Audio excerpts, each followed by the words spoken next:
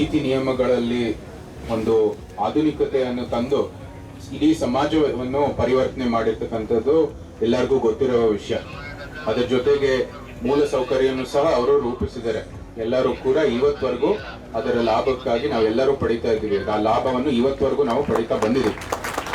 ಆದರೆ ಎಲ್ಲಕ್ಕಿಂತ ಹೆಚ್ಚಾಗಿ ಅವರು ಸಮಾಜಕ್ಕೆ ಒಂದು ಸೇವಕರಾಗಿ ಏನು ಇವತ್ತವರೆಗೂ ಗುರುತಿಸಿದರೆ ಅದರ ಒಂದು ದೃಷ್ಟಿಯಲ್ಲಿ ಅವ್ರನ್ನ ನೆನಪು ಮಾಡ್ಕೋಬೇಕಾಗಿರ್ತಕ್ಕಂಥದ್ದು ಅತಿ ಅವಶ್ಯ.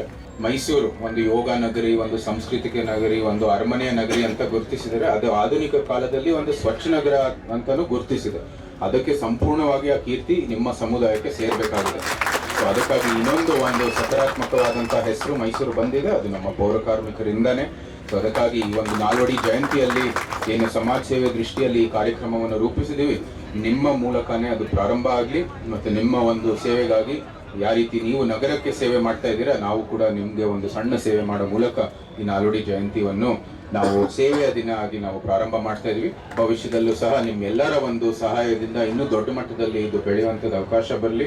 ಮತ್ತು ನಾವು ಕೂಡ ನಿಮ್ಮ ಜೊತೆ ಕೈ ಜೋಡಿಸ್ತಾ ಇನ್ನೂ ದೊಡ್ಡ ಮಟ್ಟದಲ್ಲಿ ಸೇವೆ ಸಲ್ಲಿಸುವಂಥದ್ದು ಕೆಲಸವನ್ನು ಮಾಡ್ತೀವಿ ಅಂತ ಹೇಳ್ತಾ, ಮತ್ತೊಮ್ಮೆ ಈ ನಾಲ್ವಡಿ ಕೃಷ್ಣರಾಜ ಒಡೆಯರ್ ಜಯಂತಿ 141ನೇ ಜಯಂತಿಯ ಶುಭಾಶಯಗಳನ್ನು ಸಲ್ಲಿಸುತ್ತಾ, ಅನೇಕ ಒಂದು ರಾಜ್ಯದ ಕೊನೆಯಿಂದ ಸಹ ಜನರು ಬಂದಿದ್ದಾರೆ. ಅವರೆಲ್ಲರಿಗೂ ಕೂಡ ನಾನು ಅಭಿನಂದನೆಗಳನ್ನು ಸಲ್ಲಿಸುತ್ತೇನೆ. ಜೈ ಹಿಂದ್, ಜೈ ಕರ್ನಾಟಕ.